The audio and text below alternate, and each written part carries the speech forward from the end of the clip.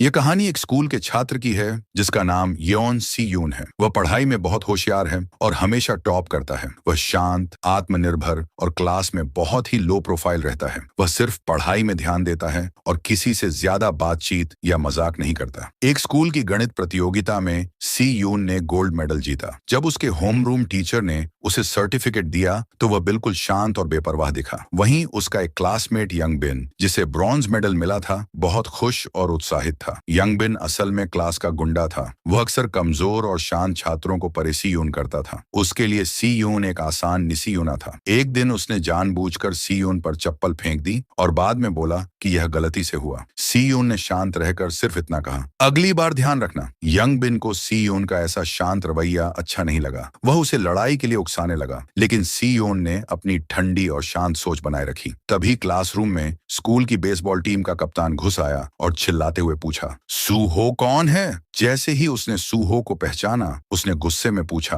तू मेरी गर्लफ्रेंड के साथ फ्लर्ट कैसे कर सकता है? सूहो ने बिना घबराए कहा कि वह लड़की बार बार उसे खाने पर बुला रही थी, लेकिन वह उसके टाइप की नहीं है। इस पर गुस्से में बेसबॉल टीम लीडर ने अपने साथियों से कहा कि सूहो को सबक सिखाया जाए। सब ने बैट से उस पर हमला किया। शुरू में सूहो वारों से बचता रहा, फिर उसने अपने खाली हाथों से एक एक करके सभी गुंडों को हरा दिया। लीडर को पकड़ते ही बाकी गुंडे डर गए। जब लीडर ने फिर से सूहो पर बैट से हमला करने की कोशिश की तो सूहो ने जोरदार मुक्का मारकर उसे बेहोश कर दिया। फिर उसने बाकी गुंडों से कहा, अपने बॉस को नर्स रूम ले जाओ और अगर मेरा नाम किसी से कहा तो अंजाम बुरा होगा। क्लास के सब लोग यह देखकर हैरान थे, लेकिन सी यून शांति से अपनी सीट पर बैठा रहा। थोड़ी देर बाद सूहो गलती से सी यून का पेन केस गिरा देता है और माफी मांगता है। जब सी यून पूछता है कि वह क्लास में क्या कर रहा है तो सूहो, जो कि मार्शल आर्ट में एक्सपर्ट है, बस मुस्कुराता है और चला जाता है। हालांकि उसकी फाइटिंग स्किल्स बहुत जबरदस्त थीं, लेकिन सूहो कभी भी किसी को क्लास में परेशान नहीं करता था। इवन यंग बिन भी उसे थोड़ा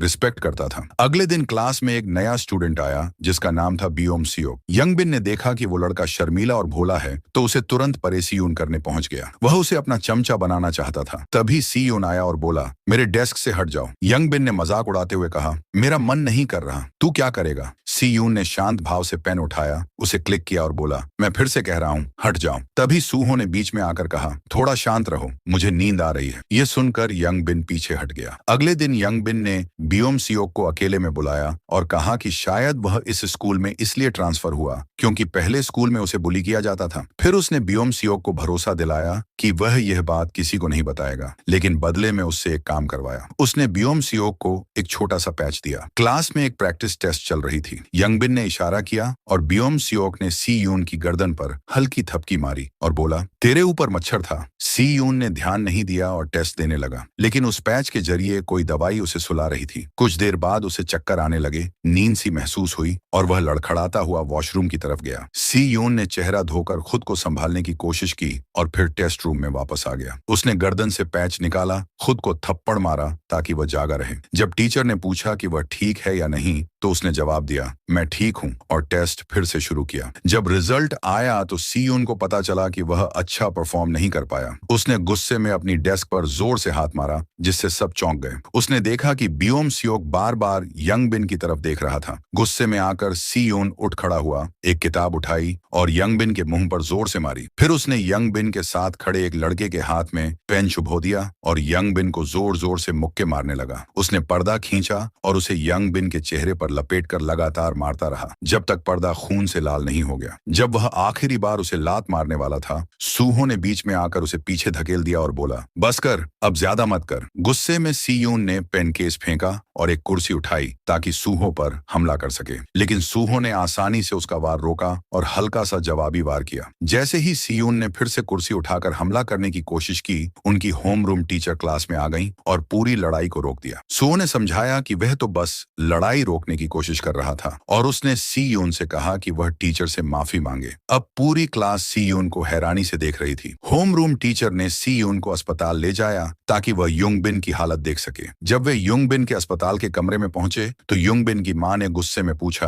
कि सी यून की मां कहां है और वह अपने बेटे को देखने क्यों नहीं आई। सी यून ने जवाब दिया कि उसकी मां है ही नहीं। यह सुनकर युंग बिन की मां नाराज हो गई और उसने धमकी दी कि वह सी योन को सुधार गृह भेज देगी। इसके जवाब में सी योन ने वो पैच निकाला और समझाया कि युंग बिन ने किसी से यह पैच उसकी गर्दन पर लगवाया था और उसमें नशीले पदार्थ थे। युंग बिन तुरंत चिल्लाया और इसका विरोध करते हुए सबूत मांगने लगा। सी योन ने शांतिपूर्वक पूछा कि क्या वो बैकपैक युंग बिन का है। जब उसने बैग खाली किया तो उसमें से सिंथेटिक ड्रग्स का एक डिब्बा गिरा। युंग बिन की मां पूरी तरह हैरान रह गई, जैसे उसके होश उड़ गए हों। होम रूम टीचर ने फिर उन्हें बताया कि यह अब सिर्फ स्कूल वायलेंस का मामला नहीं रहा। युंग बिन को शायद स्कूल ट्रांसफर करना पड़ेगा और बेहतर यही होगा कि उसकी मां इस मामले को चुपचाप यहीं खत्म कर दे। ये सब सुनकर युंग बिन के मन में सी यून के लिए जबरदस्त नफरत भर गई। पिछली रात जब युंग बिन अपने दोस्तों के साथ एक बार में घूम रहा था तो उसके कजिन ने उसे कुछ सिंथेटिक ड्रग पैच दिए। कजिन ने बताया कि ये सिर्फ मजे के लिए है। उत्सुकता से युंग बिन ने पूछा कि क्या इन्हें त्वचा पर लगाने से कोई समस्या होगी।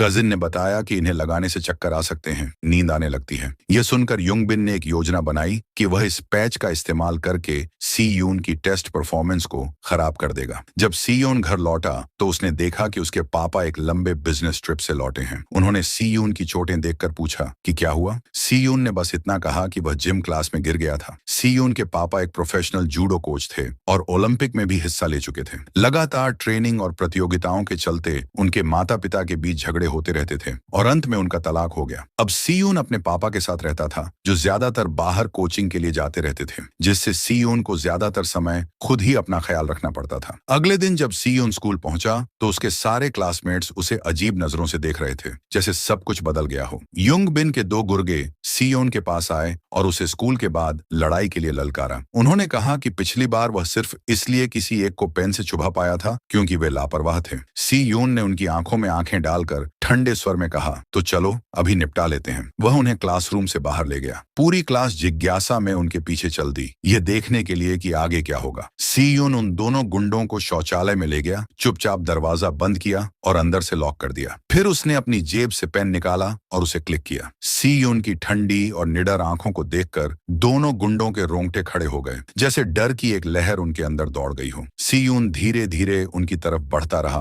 पेन को बार बार क्लिक करते हुए। दोनों गुंडे अब कांपते हुए पीछे हटने लगे। तभी सी यून ने कहा, रुको। फिर उसने शांति से पेन को वापस अपनी जेब में रखा और बिना कुछ कहे बाहर चला गया। जब वह बाहर आया तो उसके क्लासमेट्स उसके चारों तरफ इकट्ठा हो गए और सवाल पूछने लगे। सी यून ने ठंडे स्वर में जवाब दिया, कब से हम इतने करीब हो गए, और वहां से चलता बना। अब उसके क्लासमेट्स उसे नए सम्मान और भय की नजर से देख रहे थे। इस बीच युंग बिन का कजिन सैक्टा अस्पताल में उसके कमरे में एक काले बैग के साथ आया। युंग बिन ने उसे सी यून को सबक सिखाने के लिए हायर किया था। सैक्टा ने मजाक में कहा कि वह तभी मदद करेगा अगर युंग बिन उसके सामने गिड़गिड़ाए। थोड़ी झिझक के बाद युंग बिन ने आखिरकार उससे मिन्नत की। उधर उस शाम सी यून ट्यूशन से घर लौटते समय बस में बैठा था। एक सिग्नल पर उसने बाहर से हॉर्न की आवाज सुनी और देखा कि सुओ, जो अब डिलीवरी ड्राइवर का काम कर रहा था, वहीं खड़ा है। उन्होंने एक दूसरे को देखा, हल्की बातचीत की। सी यून ने पिछले दिन कुर्सी से सुओ पर हमला करने के लिए माफी मांगी। सुओ ने हंसते हुए कहा, छोड़ना, चल खाने की ट्रीट दे, और फिर वह अपनी डिलीवरी के लिए निकल गया। अगले दिन युंग बिन, उसका कजिन और उनके कुछ गुर्गे स्कूल के बाहर सी यून का इंतजार कर रहे थे। जैसे ही सी यून बाहर निकला, उन्होंने उसका रास्ता रोक लिया, लेकिन सी यून बिना डरे उनकी ओर बढ़ा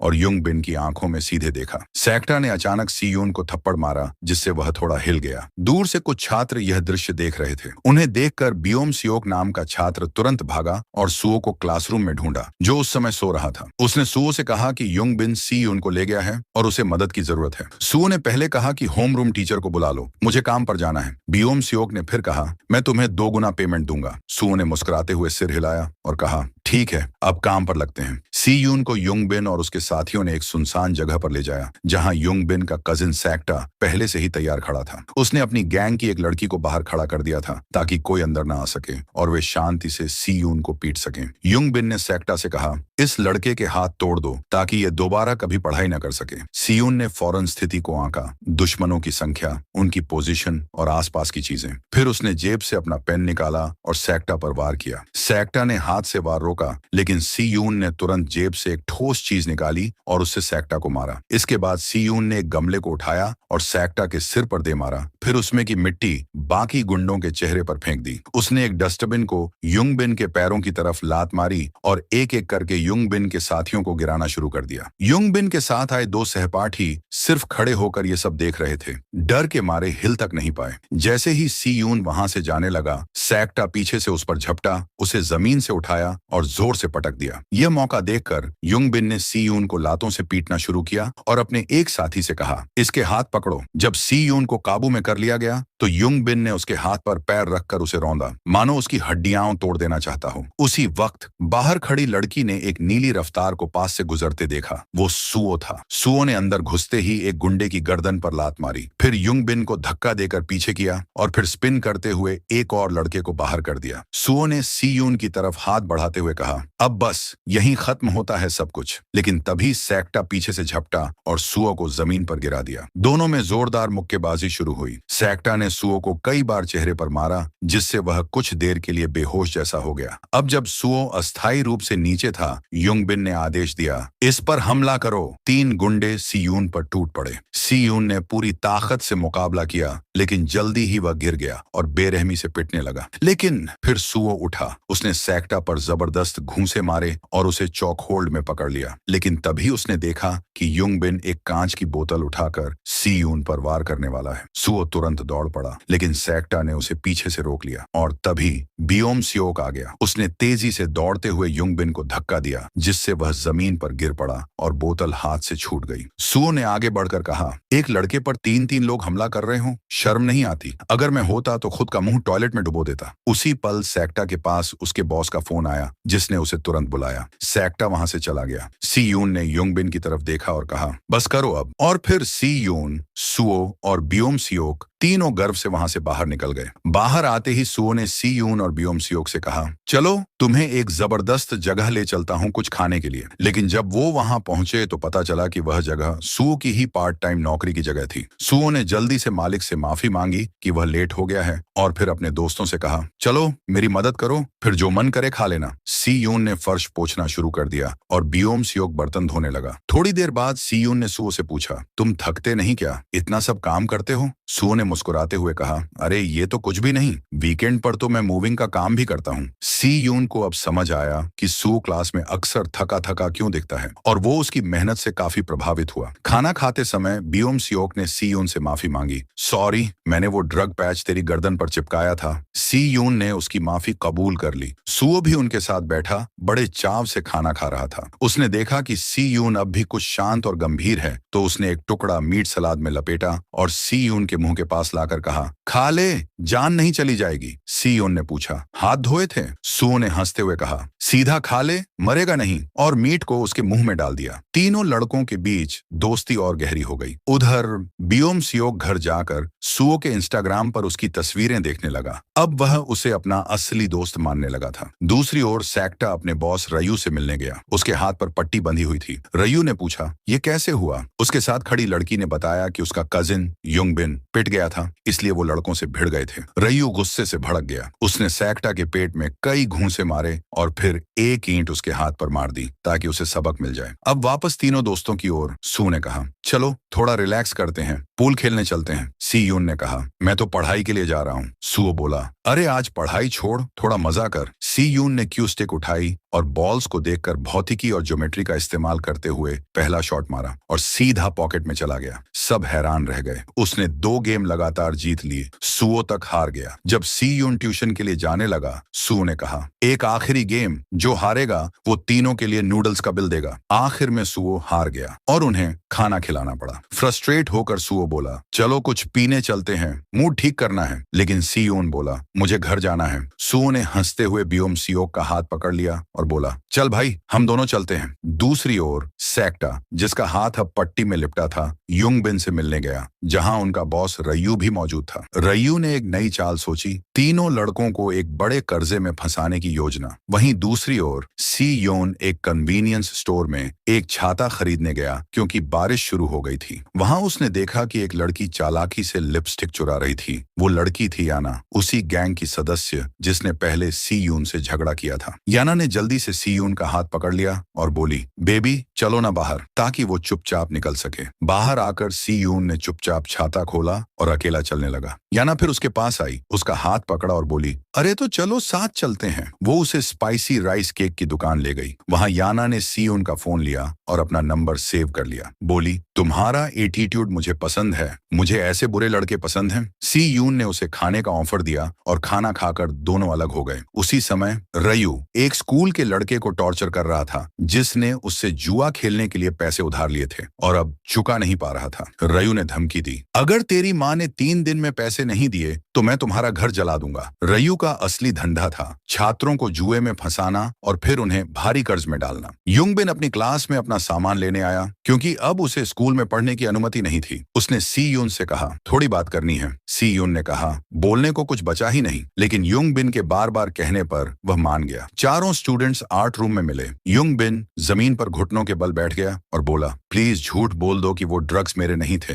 मैं जेल नहीं जाना चाहता, मेरी माँ और नहीं सह सकती। बियोम सियोक को दया आ गई और उसने सी यून से कहा, एक बार झूठ बोल दे, इसकी मदद कर। सी यून ने धीरे से सिर हिलाया। वो मदद करने को तैयार हो गया। अब वे तीनों युंगबिन के वकील से मिलने टैक्सी में निकल पड़े और पीछे पीछे सू अपनी बाइक पर। लेकिन जब वे वकील से मिलने गए तो असलियत सामने आई। यह एक जाल था। युंगबिन उन्हें सीधे एक ग्रुप के गुंडों के पास ले गया जो बेसमेंट में इंतजार कर रहे थे। गैंग का लीडर रयू लड़कों के पास आया और बोला कि उनकी वजह से सेक्टा की बांह बुरी तरह से चोटिल हो गई है। उसने हर्जाने के तौर पर 1.5 करोड़ वॉन की मांग की। सूहो हंस पड़ा और कहा कि उनका इस चोट से कोई लेना देना नहीं है। सी यून ने भी रयू से पूछा कि क्या उसके पास कोई सबूत है। रयू डराने वाले अंदाज में पास आया और बोला कि वो पहले भी कई लोगों को उधारी न चुकाने पर इस दुनिया से भेज चुका है। फिर उसने सूहो की गर्दन पर चाकू रख दिया और 3 दिन का वक्त दिया। अगर पैसे नहीं दिए तो वे उसके कर्जदार बन जाएंगे। डराने के लिए रयू ने सूहो के हाथ पर हल्की सी कट लगा दी और फिर अपनी गैंग के साथ चला गया। वहां मौजूद युंगाई ने सी यून की ओर बेबस नजरों से देखा और फिर वह भी वहां से चली गई। उस पल के बाद से रयू की गैंग ने उन तीनों लड़कों का पीछा करना शुरू कर दिया। वे स्कूल आने जाने के रास्ते में, ट्यूटरिंग सेंटर में और उस रेस्टोरेंट तक में जहां सूहो रात में पार्ट टाइम काम करता था, हर जगह घात लगाए रहते। जब सी यून रात को घर पहुंचा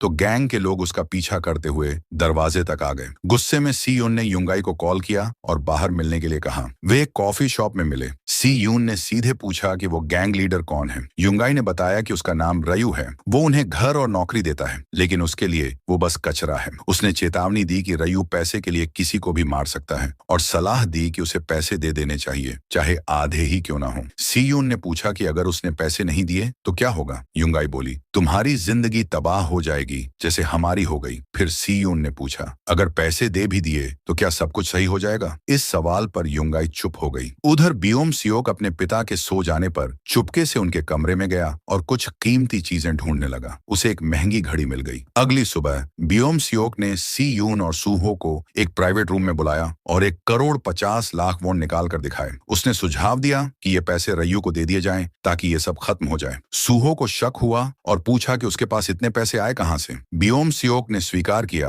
कि उसने चोरी से अपने पिता की घड़ी बेच दी, रीजनिंग देते हुए कि एक ना एक दिन वो घड़ी उसे ही मिलती। सी यून ने धन्यवाद कहा, लेकिन बोला कि वो खुद इस मामले को सुलझाना चाहता है। सूहो ने कहा कि उन्हें सब कुछ पुलिस को बताना चाहिए। तब सी यून ने सबूत के तौर पर गैंग की गैर कानूनी गतिविधियों की तस्वीरें दिखाई और युंगाई की बताई पूरी कहानी सुनाई। युंगाई ने बताया था कि रयू एक ऑनलाइन जुए की वेबसाइट चलाता है जो छात्रों को साइन अप करते ही फ्री पैसे देता है। शुरुआत में वो छात्रों को खूब जीतने देता था, कभी कभी तो लाखों वॉन तक। फिर धीरे धीरे उनकी हार शुरू होती और वे पैसे वापस पाने के लिए पागल हो जाते। चूंकि रयू के पास सभी भी खिलाड़ियों की जानकारी होती थी वो उन्हें लोन देने का ऑफर देता ताकि वे खेलते रहें। लेकिन कमाई ना होने के कारण छात्र अपने माता पिता से चोरी करने लगते। जो कर्ज नहीं चुका पाते उन्हें ड्रग्स तस्करी जैसे जुर्म में झोंक दिया जाता। वे जिंदगी भर रय्यू की गिरफ्त में फंसे रहते। सीयून ने बताया कि रय्यू के पास ही सारे रिकॉर्ड और ड्रग्स रखे हैं। अगर पुलिस उनके घर की तलाशी ले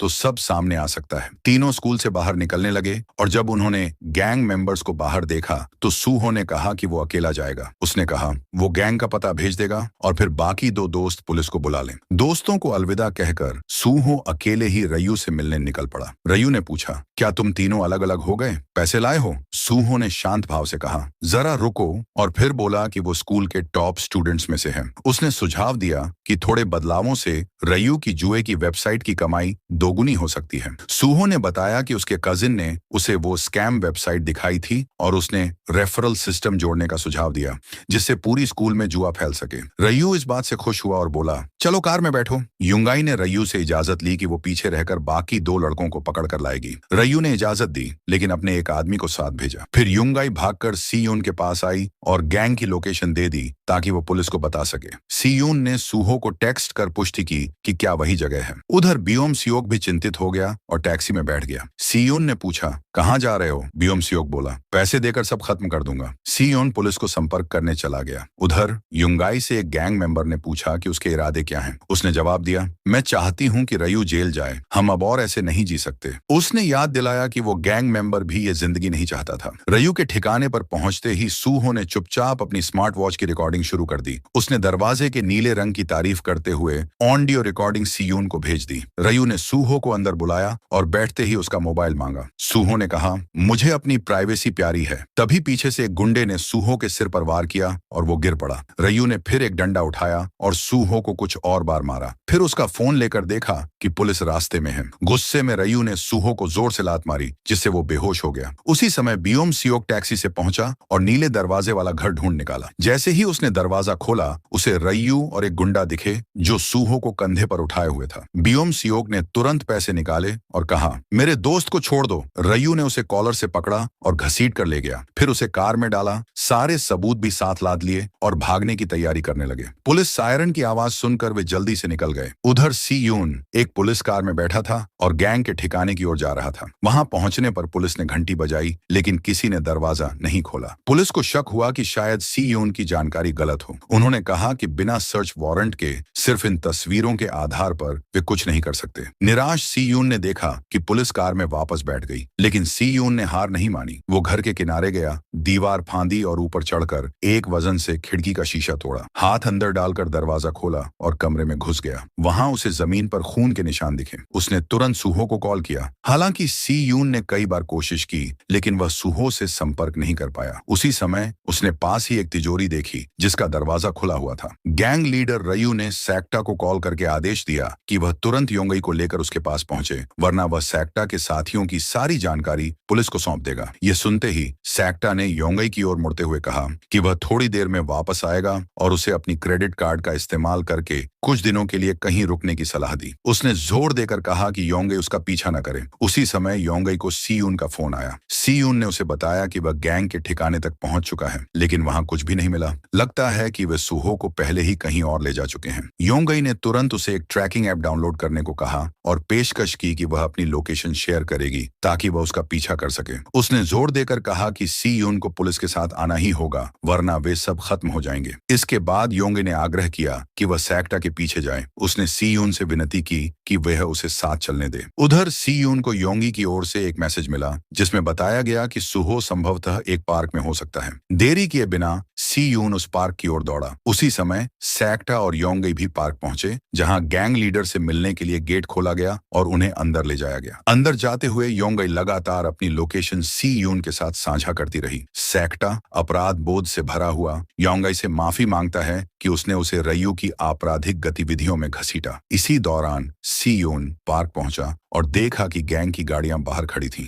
वह चुपके से दरवाजा खोलकर अंदर गया और तुरंत पुलिस को कॉल कर दिया। सैक्टा और योंगई अब रयू के सामने थे। रयू ने गुस्से में सैक्टा से पूछा कि क्या उसने उसे अच्छी जिंदगी नहीं दी थी या क्या वह उसे धोखा देने वाला था। फिर अचानक उसने सैक्टा को थप्पड़ मारा और एक लोहे की रॉड से मारने लगा। योंगई ने रोकने की गुहार लगाई, जिस पर रयू ने व्यंग्य में कहा कि सैक्टा में बदलाव उसी की वजह से आया है। उसने अपने आदमियों को आदेश दिया कि योंगई को अंदर बंद कर दो। रयू ने फिर अपने 14 साल के एक छोटे गुर्गे को आदेश दिया कि वह सैक्टा को चाकू से मार डाले, ये सोचकर कि वह बच्चा जेल नहीं जाएगा। उधर योंगई को एक कमरे में बंद कर दिया गया जहां सूहो और बियुम सियोक भी थे। जैसे ही रयू सूहो को चाकू मारने वाला था, सैक्टा अचानक लौट आया और उस पर झपट पड़ा, उसे जमीन पर गिरा दिया। सैक्टा ने सबको चेतावनी दी कि अगर किसी ने कदम बढ़ाया तो वह सबको तोड़ देगा। रयू और सैक्टा के बीच भयंकर लड़ाई शुरू हो गई। कई बार झेलने के बावजूद सैक्टा ने रयू को जमीन पर गिरा दिया। रयू ने चाकू उठाया, खुद को संभाला और सैक्टा को फिर गिरा दिया। तभी योंगई ने एक भारी वस्तु से रयू के सिर पर वार किया और चाकू उठाकर बाकी गुर्गों को डराया, लेकिन रयू उठ खड़ा हुआ और योंगई की गर्दन पकड़ ली, जिससे चाकू गिर गया। उसने गुस्से में कहा कि सैक्टा का बदलना सिर्फ उसकी वजह से हुआ। तभी पुलिस सायरन की आवाज सुनाई दी। सीयून ने एंट्री ली और बताया कि पुलिस आ चुकी है और बाहर खड़ी गाड़ियों की तलाशी लेने वाली है। रयू और उसके लोग भागने लगे, लेकिन सीयून ने दौड़कर अपने दोस्तों को खोल दिया। तभी रयू लौट आया और सीयून का फोन दिखाया, जो पुलिस सायरन की आवाज चला रहा था। उसने सीयून की चालाकी की तारीफ की,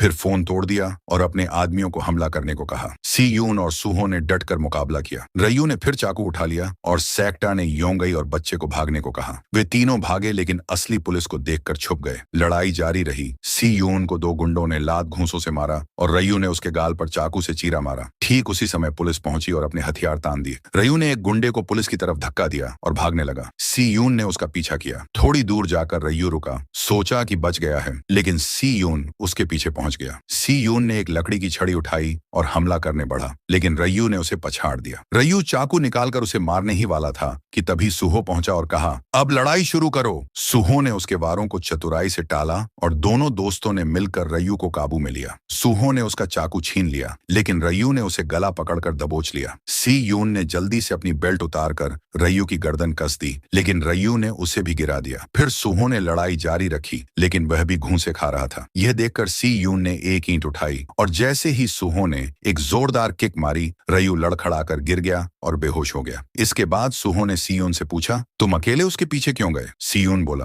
क्या तुम भी नहीं आए थे? सूहो ने उसे पागल कहा, फिर मिलकर रयू को बांध दिया। उधर भागते हुए योंगई को सैक्टा ने दरवाजे से धक्का देकर बाहर निकाला और कहा, तू निकल जा, तेरा इससे कोई लेना देना नहीं। वह बच्चा योंगई को खींचकर बाहर ले गया। जैसे ही पुलिस अंदर पहुंची और सूहो की ओर बंदूकें तान दी, कुछ ही पलों में कई और पुलिस कारें आ गईं और सभी गैंग के सदस्यों को हिरासत में ले लिया गया। गैंग लीडर को जब पुलिस वैन में ले जाया जा रहा था तो उसकी मुलाकात सैक्टा से हुई। उसने उसका अपमान किया, लेकिन जवाब में सैक्टा ने उसके चेहरे पर जोरदार हेडबट मारा। इसके बाद तीनों लड़के सीयून, सूहो और बियोम सियोक राहत की सांस लेते हुए फिर से मिल गए। एक पुलिस अफसर आया और उनसे कहा कि सीयून और बियोम सियोक को थाने चलना होगा बयान देने के लिए। थाने में एक काले सूट वाला आदमी उनके पास आया और बताया कि उसने चीफ से बात कर ली है। स्कूल और उनके परिवार को इस घटना के बारे में कुछ नहीं बताया जाएगा। वह आदमी फिर सीयून से बोला, तुम जा सकते हो। जाते जाते सीयून ने पीछे मुड़कर कहा, गैंग लीडर रयू को छोड़कर बाकी सब तो मजबूरी में थे, उन्हें माफ कर दीजिए। उसके बाद वह चला गया। बियोम सियोक ने उस आदमी से गुजारिश की, मेरे पापा को मत बताइए, लेकिन उस आदमी ने कहा कि यह मुमकिन नहीं है और बियोम सियोक को एक कमरे में ले गया जहां रयू को बंद किया गया था। उसने बताया कि बियोम सियोक के पिता, जो एक सांसद हैं, चाहते हैं कि रयू को उसकी हरकतों की सजा मिले। उसने खुद रयू के चेहरे पर एक मुक्का मारा और बियोम सियोक को भी सिखाया कि सही तरह से मुक्का कैसे मारा जाए। रयू ने उसे उकसाया जब तक कि गुस्से में बियोम सियोक वहां से बाहर न चला गया। थाने के बाहर सीयून को योंगई मिली। उसने तुरंत पूछा कि क्या सैक्टा ठीक है। सीयून ने आश्वस्त किया कि वह सिर्फ पूछताछ में है, सब ठीक हो जाएगा। योंगई ने बताया कि बाकी लड़के तो अब जा चुके हैं, शायद अपने घर लौट गए। सीयून फिर यंगाई को अस्पताल में सूहो से मिलने ले गया। गया। वहां उसने सुहो से यह कहा कि बियोम सियोक के पिता ने सब कुछ संभाल लिया था, जिससे उन्हें किसी भी तरह की मुश्किल का सामना नहीं करना पड़ेगा। सुहो ने मजाक में कहा कि बियोम सियोक के पिता को कोई अध्यक्ष होना चाहिए, क्योंकि उनके सचिव ने सुहो का अस्पताल का खर्च भी उठाया था। सी यून ने स्पष्ट किया कि बियोम सियोक के पिता एक सांसद हैं। फिर तीनों ने हल्की फुल्की बातचीत की। अब राहत महसूस कर रहे थे कि वे सुरक्षित हैं। इस बीच बियोम सियोक के घर उसके सांसद पिता ने गोल्फ क्लब थामते हुए उसे बिस्तर पर लेटने का आदेश दिया। फिर उसने बियोम सियोक को गोल्फ क्लब से लगातार पीटना शुरू कर दिया। अगले दिन बियोम सियोक स्कूल पहुंचा और वहां उसकी क्लासमेट्स ने उसे घेर लिया। वे यह जानने के लिए एक्साइटेड थे कि क्या वह सी यून और सुहो वाकई उस गैंग को खत्म करने में सफल रहे थे जो जुआ वेबसाइट चला रहे थे। बियोम सियोक ने यह पुष्टि की और वे सब उसकी सराहना करने लगे। सवालों की झड़ी लगा दी। लंच के समय तीनों दोस्त साथ बैठे और बियोम सियोक ने सुझाव दिया कि वे वीकेंड में साथ में खाना खाने जाएं। जब बियोम सियोक ने अपने दोनों दोस्तों को यंगाई के बारे में बात करते सुना तो उसने उत्सुकतावश पूछा कि वह कौन है। उसे जल्दी ही पता चला कि वह वही लड़की है जिसने अगले दिन रियू को सिर पर मारा था। जब सी यून ने बताया कि यंगाई कुछ समय के लिए सुहो के घर रह रही है तो बियोम सियोक का चेहरा असहज हो गया। अगले दिन जब बियोम सियोक अपने दोस्तों के साथ बाहर जाने की तैयारी कर रहा था, उसने अपनी सेविंग्स से कुछ पैसे निकाले ताकि उन्हें खाना खिला सके। फिर उसने सुहो का इंस्टाग्राम चेक किया और उसके फॉलोइंग लिस्ट पर क्लिक किया, जहां उसने एक लड़की का प्रोफाइल देखा। जब उसने प्रोफाइल खोला तो उसने यंगाई के बहुत सारे फोटोज देखे जिनमें वह और सुहो एक साथ थे। कुछ तस्वीरें तो काफी पर्सनल लग रही थीं। बियोम सियोक ने तस्वीरों को स्क्रॉल किया और उसकी भावनाएं धीरे धीरे उदास होती गईं। बाद में वह सुहो और यंगाई से मिलने गया। कोशिश की कि वह सुहो से बातचीत कर सके, लेकिन सुहो तो यंगाई के कमेंट्स में ही व्यस्त दिखे, जिससे बियोम सियोक को अकेलापन महसूस हुआ। जब वे एक कैफे पहुंचे तो यंगाई ने उत्साहित होकर सुहो का हाथ पकड़कर उसे बगल में बैठने के लिए कहा, जिससे बियोम सियोक को स्पष्ट रूप से गुस्सा आया। कुछ समय बाद सियून वहां पहुंचा और उसने सुहो और यंगाई से खुशमिजाज बातचीत शुरू कर दी, जबकि बियोम सियोक और अधिक अकेला महसूस कर रहा था। बाद में सबने कराओके का मजा लिया, लेकिन बियोम सियोक सुहो और यंगाई को एक साथ देखकर असहज हो गया और बाहर जाकर कुछ ड्रिंक लाने का बहाना बनाया। उसने अपने पुराने स्कूल के दोस्तों का एक ग्रुप देखा और तुरंत उन्हीं से बचने के लिए छिप गया। बियोम सियोक एक रूम में गया और अपने दोस्तों को फोन करने की कोशिश की, लेकिन उसे यह महसूस हुआ कि उसने अपना फोन कैरियोके रूम में ही छोड़ दिया था। जब वह वापस आया तो उसने देखा कि सुहो का फोन यंगाई के पास था और वह एक कॉल पर बात कर रही थी। बियोम सियोक ने गुस्से में फोन छीन लिया और यंगाई को डांट दिया। सुहो ने जल्दी से दखल दिया, लेकिन यंगाई नाराज होकर बाहर चली गई। सुहो ने उसका पीछा किया ताकि उसे शांत कर सके। कुछ समय बाद बियोम सियोक के पुराने स्कूल के सहपाठियों ने कैरियोके रूम में आकर उसे जोर जोर से तंग किया। सी यून ने बियोम सियोक के लिए खड़ा होते हुए उन सभी को डांटा और अंत में वे सब वहां से चले गए। अगले दिन जब बियोम सियोक अपनी डेस्क पर बैठा हुआ था तो उसके पास कुछ सहपाठी जोर जोर से बात कर रहे थे। गुस्से में आकर बियोम सियोक ने उन्हें चुप रहने को कहा। जब उनमें से एक लड़के ने उसकी ओर ताना मारा, बियोम सियोक तुरंत उसे कॉलर से पकड़कर खींचने लगा। सी यून ने उसे शांत करने की कोशिश की, लेकिन बियोम सियोक लगातार आक्रामक होता जा रहा था। सुहो ने आकर बियोम सियोक को हाथ से खींचते हुए उसे शांत करने की कोशिश की, लेकिन बियोम सियोक ने उसे झटके से हटा दिया और कहा कि उसे छूने की कोशिश न करे,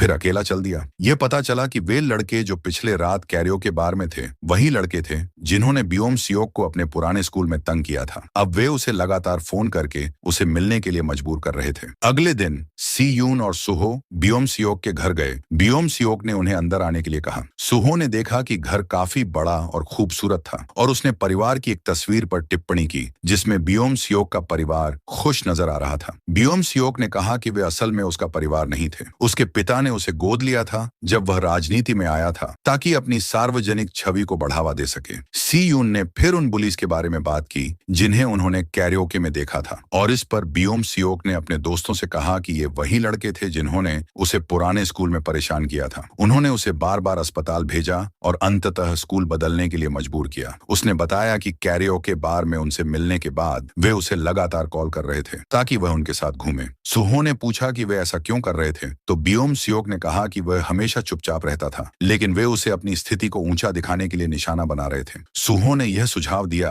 कि वे उन बुलियों को कॉल करें और उनसे माफी मांगवाएं। वे बुली जो अब फिर से एक कैरियोके में थे बियोम सियोक का कॉल देखकर उत्साहित होकर उसे शामिल होने के लिए आमंत्रित करने लगे। बियोम सियोक सी यून और सुहो के साथ वहां पहुंचा और उसने रिंग लीडर से माफी की सख्ती से मांग की। जब रिंग लीडर बियोम सियोक को चिढ़ाते हुए उसके बारे में मजाक करने लगा तो सूहो ने तेजी से उसका कान मरोड़ा और उसे सख्ती से माफी मांगने को कहा। बुली की आंखें चौड़ी हो गईं और उसने मजबूरी में माफी मांगी, लेकिन बियोम सियोक ने तुरंत इसका जवाब देते हुए कहा कि यह माफी दिल से नहीं आई और चेतावनी दी कि अगर उसने ऐसा ही किया तो वह उसे मार देगा। बिना किसी हिचकिचाहट के बियोम सियोक ने उस बदमाश को जोर से थप्पड़ मारा, जिससे वह गुस्से में आ गया और उसने पलटकर थप्पड़ मारा, जिससे बियोम सियोक के चश्मे जमीन पर गिर गए। सूहो ने बदमाश को कॉलर से पकड़ लिया, लेकिन बियोम सियोक अब गुस्से में आकर माइक उठाया ताकि बदमाश को मारे, लेकिन सूहो ने उसे समय रहते रोक लिया। बियोम सियोक के अत्यधिक गुस्से से चौंकते हुए सूहो ने उसे पकड़ लिया और काओकेरे के रूम से बाहर खींच लिया। सी यून ने पीछे रहकर बदमाशों को यह ताकीद की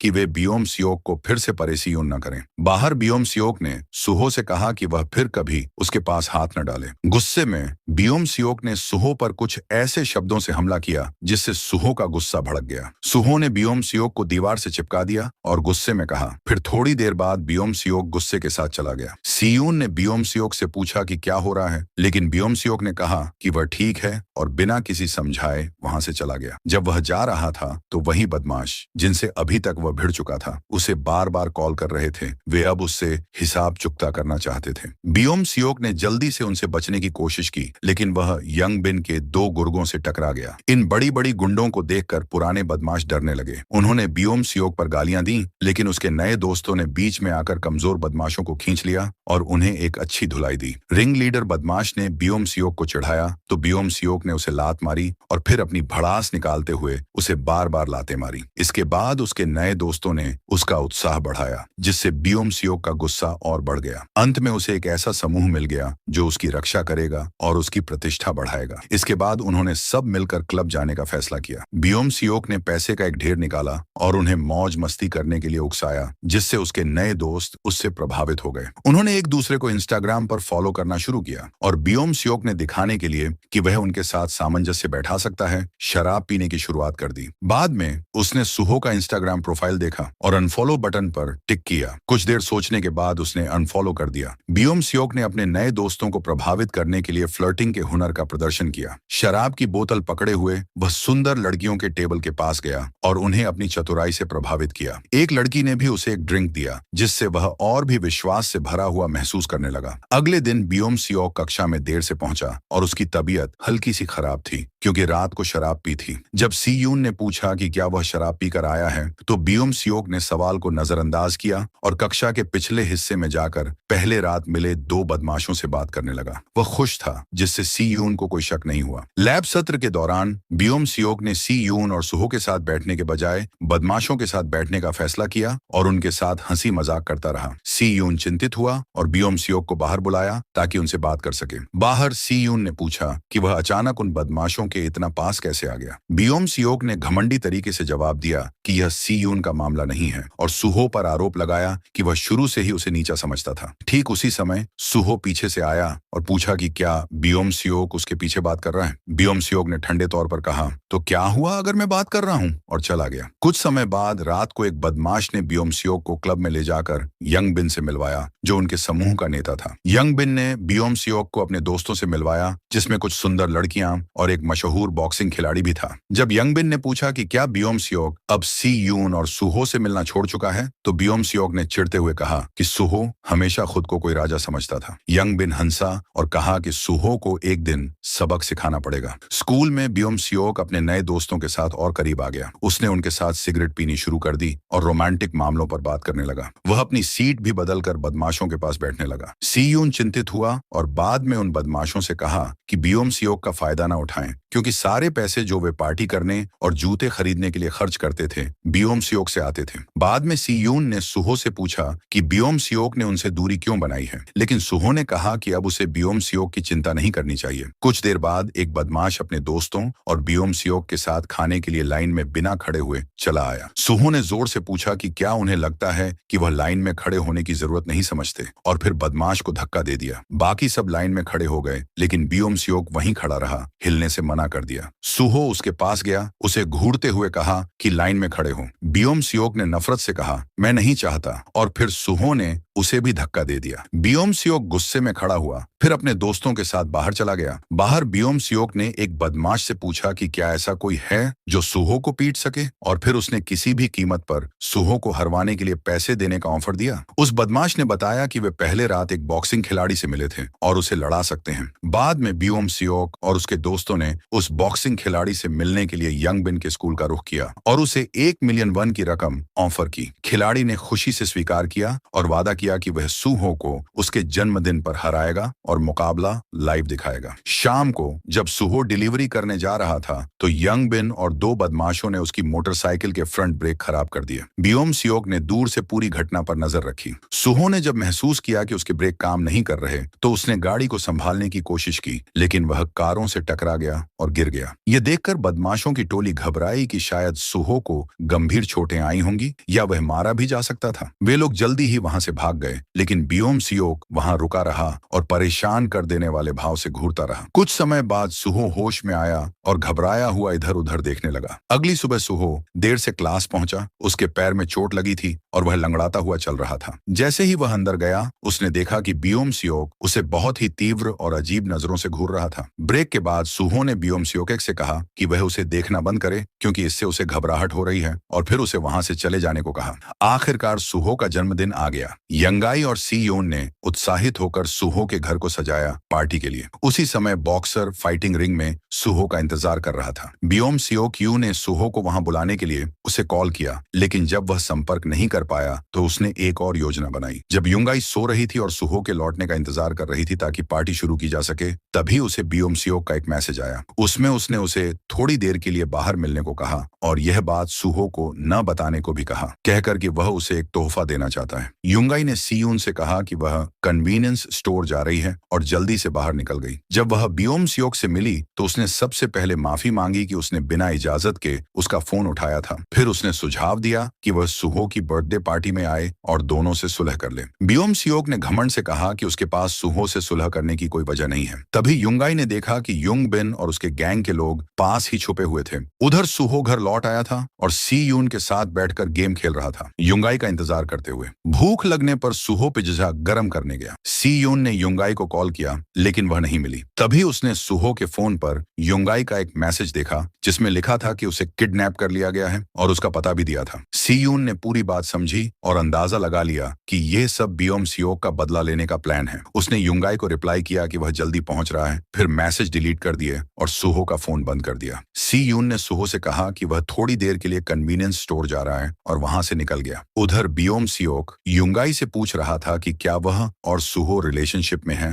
उसने यह भी कहा कि सुहो उसे अपने घर में रहने देने और नौकरी ढूंढने में मदद करने के बदले कुछ न कुछ जरूर चाहता होगा। तभी सी यून उस घर में घुस आया और चारों तरफ चीजों को देखते हुए युंगाई और गैंग को ढूंढने लगा। जल्दी ही उसने गैंग मेंबर्स और युंगाई को देख लिया। उसने अपनी जेब से एक रिंच निकाली और लड़ाई के लिए तैयार हो गया। गैंग हैरान रह गया कि वहां सुहो की जगह सी यून आ गया था। बिना वक्त गंवाए सी यून ने युंगाई का हाथ पकड़ा और भागने की कोशिश की। फिर वह बियोम सियोक की ओर मुड़ा और पूछा कि सुहो कहाँ है। गैंग ने उनका पीछा किया, लेकिन सी यून ने रिंच से उन्हें रोकते हुए युंगाई को भागने का मौका दिया और उसे पुलिस को कॉल करने को कहा। सी यून खुद एक और मंजिल की ओर भागा, लेकिन जल्दी ही गैंग ने उसे गिरा दिया। वह फिर उठा और उनसे लड़ने लगा, लेकिन वे लोग भारी पड़ गए। तभी उसने पास में रखे सीमेंट के बोरे और बाल्टी को देखा। उसने रिंच युंग बिन की तरफ फेंकी और सीमेंट का थैला गैंग के मुंह पर फेंका, जिससे वे कुछ समय के लिए अंधे हो गए। इसका फायदा उठाकर सी यून ने एक बाल्टी उठाई और उन पर वार किया, जिससे कई गैंग सदस्य गिर गए। फिर उसने मेटल रॉड उठाई और अपने दुश्मन युंग बिन को खत्म करने वाला था कि तभी बॉक्सर वहां आ गया और बीच में कूद पड़ा। सी यून ने उस पर वार किया, लेकिन बॉक्सर के तेज रिफ्लेक्स के सामने वह टिक नहीं पाया। बॉक्सर ने उस पर कई बार हमला किया, जिससे वह जमीन पर गिर गया। तभी युंग बिन ने मेटल रॉड उठाया, लेकिन बियोम सियोक ने उसे रोकते हुए कहा कि सी यून का इस मामले से कोई लेना देना नहीं है और उसे छोड़ दे। युंग बिन बोला कि यह उसका पर्सनल मामला है। फिर उसने बियोम सियोक से कहा कि हम तेरी मदद कर रहे हैं, क्या सी यून तेरा दोस्त नहीं है या फिर हम तेरे दोस्त नहीं हैं। यह कहकर युंगबिन आगे बढ़ा और सी यून को रॉड से कई बार मारा, जबकि बियोम सियोक एक चुपचाप देखता रहा और फिर डर कर वहां से भाग गया। बॉक्सर ने फिर बियोम सियोक से कहा कि वह सुहो के साथ की जाने वाली ब्रॉडकास्ट को रीशेड्यूल कर दे, लेकिन आज के वक्त की कीमत उसे चुकानी पड़ेगी। तभी सी यून को पता चला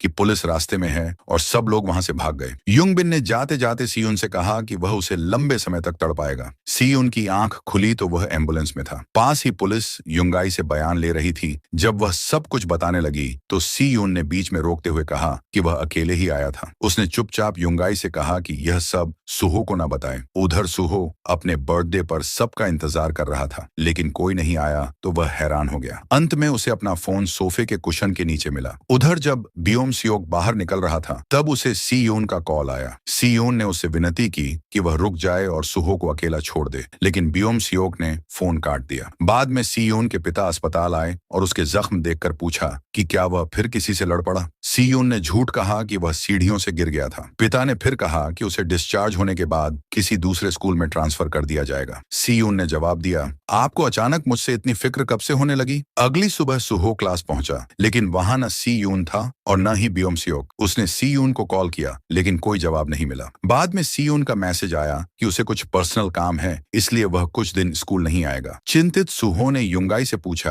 कि वह कल रात घर क्यों नहीं आई और क्या कुछ हुआ था। युंगाई ने बस माफी मांगी और ज्यादा कुछ नहीं बताया। सच्चाई जानने के लिए सुहो सी यून के घर गया, लेकिन किसी ने दरवाजा नहीं खोला। क्लास में उसने उन दो बदमाशों से पूछा कि बियोम सियोक क्यों नहीं आया। उन्होंने कहा कि उन्हें भी नहीं पता और उसका फोन भी नहीं लग रहा। सुहो ने उन्हें चेतावनी दी कि अगर उसका संपर्क हो तो उसे कहना कि वह गाड़ी का रिपेयर पैसा चुका दे। जब उनमें से एक बदमाश चौंका तो सुहो ने उसे थप्पड़ मार दिया और धमकी दी कि अगर पैसे नहीं मिले तो वह सख्त कदम उठाएगा। डरे हुए दोनों बदमाश अपनी गैंग को रूफटॉप पर इकट्ठा करके सोचने लगे कि बियोम सियोक से कैसे संपर्क करें। उन्हें डर था कि कहीं सी यून सच में मर तो नहीं गया। तभी सुहो पास ही खड़ा था और सब सुन रहा था। उसने एक छोटे बदमाश को पकड़ लिया और हाथ से दबाव डालकर सच्चाई उगलवा ली। बदमाश ने बताया कि यह सब बियोम सियोक की प्लानिंग थी। उसी ने बॉक्सर को सी यून की पिटाई के लिए हायर किया था और ये बदमाश सिर्फ तमाशा देखने आए थे। सुहो तुरंत युंगाई के पास गया और पूछा कि सी यून किस अस्पताल में है। उसने बताया कि आज ही उसे डिस्चार्ज किया गया है और सी यून ने उसे कहा था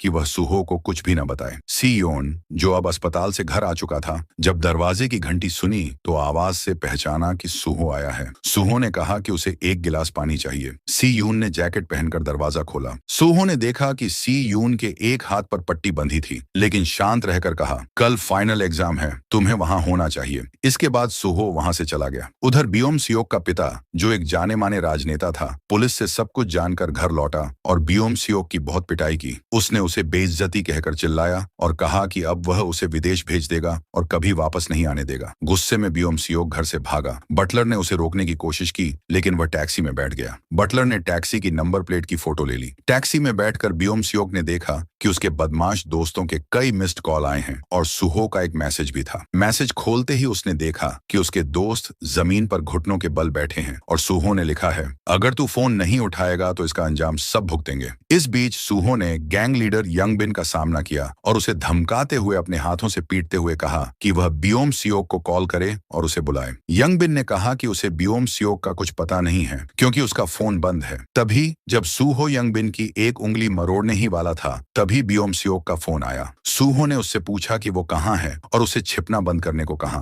कॉल खत्म होते ही सुहो ने यंगबिन से फिर निपटना शुरू कर दिया। बियोम सियोक ने तब उस बॉक्सर से संपर्क किया जिसे उसने पैसे देकर रखा था और उसे तुरंत सुहो को सबक सिखाने के लिए कहा। साथ में फौरन पैसे देने का वादा किया। सुहो अकेला उस बॉक्सर के ट्रेनिंग जिम पहुंचा। उधर युंगाई ने सी यून को कॉल किया और बताया कि सुहो को सब कुछ पता चल गया है। वह परेशान थी क्योंकि सुहो ने अपनी पार्ट टाइम जॉब छोड़ दी थी और उसका फोन भी बंद था। शायद वो बियोम सियोक को ढूंढने गया हो। जब सुहो जिम पहुंचा, उसने बॉक्सर और अपनी क्लास के कई बदमाशों को वहां देखा। बियोम सियोक घमंड में डूबा आगे बढ़ा और सुहो का सामना किया। सुहो शांति से उसके पास गया और पूछा कि उसने सीधे उसका सामना करने की बजाय मासूम लोगों को क्यों टारगेट किया। फिर उसने माफी मांगी अगर उसने बियोम सियोक को कभी परेशान किया हो और बदले में बियोम सियोक से सी यून और युंगाई से माफी मांगने को कहा। बियोम सियोक ने अहंकार में कहा कि उसे माफी मांगने का मन नहीं है, जिससे नाराज होकर सुहो ने उसे जोरदार थप्पड़ मारा। बॉक्सर ने सुहो को रिंग में स्वागत किया। सुहो ने पूछा कि क्या बियोम सियोक ने उसे पैसे दिए हैं उसे हराने के लिए। उसने कहा कहा कि उसे बस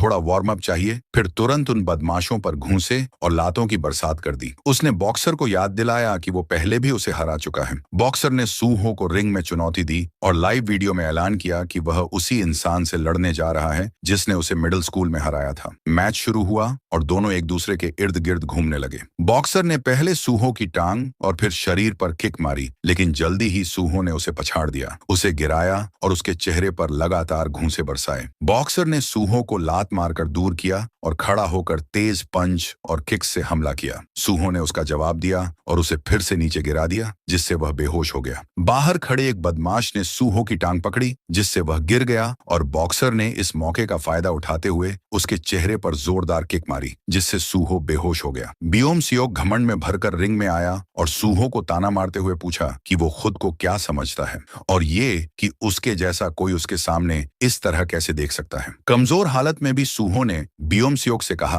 कि दूसरों को दोष देना बंद करे और खुद को संभाले। गुस्से में बियोम सियोक ने उस पर लगातार किक बरसाई और उसके दोस्त भी उसे मारने में शामिल हो गए। बॉक्सर ने फिर लाइव वीडियो बंद कर दिया ताकि वे बिना किसी गवाह के सूहो को बेरहमी से पीट सकें। वे सूहो को तब तक कुचलते रहे जब तक बियोम सियोक के पॉलिटिशियन पिता के सेक्रेटरी वहां नहीं पहुंच गए। बटलर ने बियोम सियोक को अलग किया, लेकिन वो नहीं माना। एक बदमाश ने सूहो की नब्ज देखी और पाया कि वह सांस नहीं ले रहा, जिससे सब घबरा गए और भागने लगे। सेक्रेटरी ने उन्हें रोका और कहा कि चूंकि वे आखिरी लोग थे जिन्होंने सूहो को छुआ, इसलिए वे भी फंस सकते हैं। उसने कहा कि वह सब संभालेगा। बियोम सियोक कांपते हुए सूहो के पास घुटनों पर बैठ गया और उसे जागने की गुहार करने लगा। सेक्रेटरी के आदमी उसे वहां से ले गए। उधर सी यून युंगाई के साथ उस जगह पहुंचा जहां वे सूहो को ढूंढ रहे थे, लेकिन वह वहां नहीं था। सेक्रेटरी ने बदमाशों को झूठी कहानी बताने को कहा कि सूहो उनके साथ वर्कआउट करने आया था और अचानक बेहोश हो गया। उसने बॉक्सर को वीडियो डिलीट करने और सारे सीबीसी फुटेज मिटाने का आदेश दिया। जब पुलिस पहुंची, उन्होंने बदमाशों और बॉक्सर से बयान लिए। सूहो को एम्बुलेंस में ले जाया गया। सेक्रेटरी ने सूहो के फोन से सी यून को मैसेज किया कि वह वर्कआउट में बिजी है और कॉल नहीं उठा सकता। बाद में बियोम सियोक के पिता ने गुस्से में उसे थप्पड़ मारा और कहा कि जब वह उसे फिलीपींस भेजेगा तो उसे हमेशा के लिए खत्म कर देगा। डरे हुए बियोम सियोक ने बटलर से सूहो की हालत पूछी, लेकिन बटलर चुप रहा। अगले दिन सी यून ने अपना फाइनल एग्जाम दिया और देखा कि सूहो और बियोम सियोक दोनों गायब थे।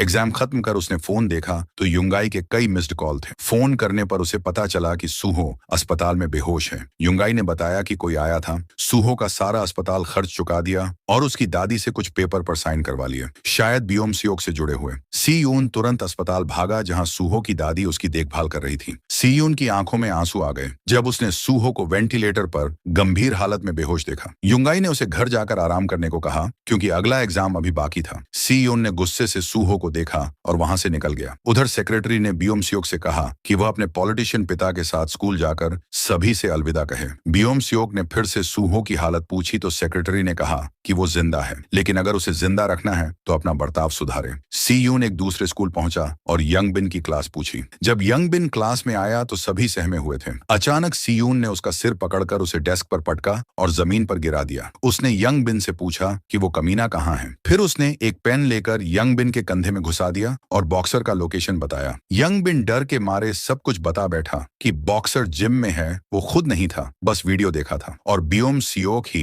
इस सब का मास्टरमाइंड था। उसने वीडियो भी दे दिया। सी यून ने उसे फिर एक मुक्का मारा और फोन लेकर वीडियो देखा जिसमें बियोम सियोक बेरहमी से सूहो को मार रहा था। बियोम सियोक अपनी गाड़ी में अपने पॉलिटिशियन पिता के साथ स्कूल जा रहा था, तभी युंगाई बीच में आ गई। उसने बियोम सियोक से पूछा कि क्या वही सूहो की हालत का जिम्मेदार है। दो बॉडीगार्ड्स ने युंगाई को खींचकर हटा दिया। बियोम सियोक के पिता ने उसे फिर फटकारा। बियोम सियोक ने युंगाई को दोष दिया कि जब तक वो नहीं आई थी सब ठीक था। स्कूल पहुंचकर बियोम सियोक एग्जाम देने गया। उधर सी यून एक लोहे की रॉड लेकर अकेले जिम पहुंचा। उसने बॉक्सर पर पीछे से हमला किया, लेकिन बॉक्सर ने बचकर उसे घूंसा मारा। सूहो की सिखाई तकनीक याद करके सी यून ने फिर हमला किया, लेकिन वह गिर पड़ा। बॉक्सर ने उसके बाल पकड़कर उसे पीटा। सी यून ने हिम्मत जुटाकर बॉक्सर की लेस से उसका गला दबाया, लेकिन बॉक्सर ने उसे जोर से लात मारकर दूर फेंक दिया। बॉक्सर ने चेहरे पर वार किया, लेकिन सी यून ने वजन प्लेट से उसके पैर पर मारा, जिससे वह गिर पड़ा। बॉक्सर ने मान लिया कि बियोम सियोक ही बार बार सूहो के सिर पर लात मार रहा था। उसने तो बस रिंग में लड़ाई की थी, लेकिन इतना कुछ नहीं चाहता था। सी यून ने फिर वजन प्लेट उठाकर उसके टखने पर मारा। बियोम सियोक स्कूल पहुंचा